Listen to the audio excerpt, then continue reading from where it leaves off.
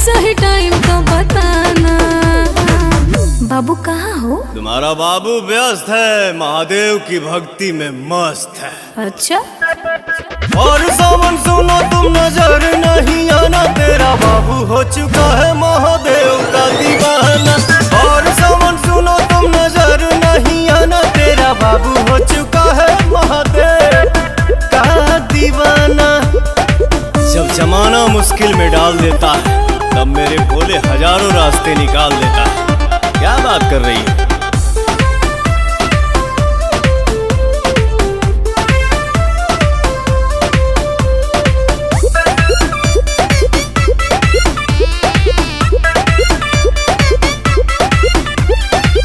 ऐसन बोला के हो करे लका, 24 घंटा ध्यान धरे लका।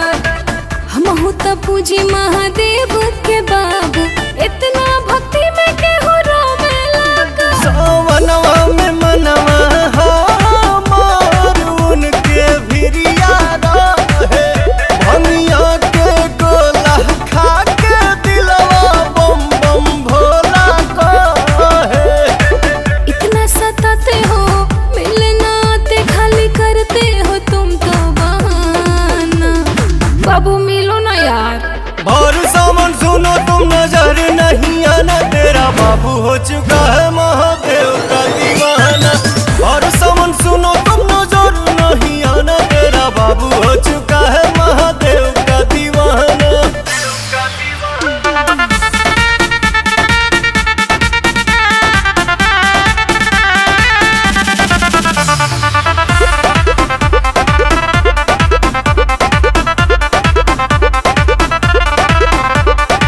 मिले के मन बड़ी करता हो, धीरज न दिल धन धरता हो। अच्छा, कतने दिन भइल देखला सुरतिया, तोहरा पवन रोवा जो रहता हो। मोह माया के नगरी से कुछ दिन ही दूर रहीला।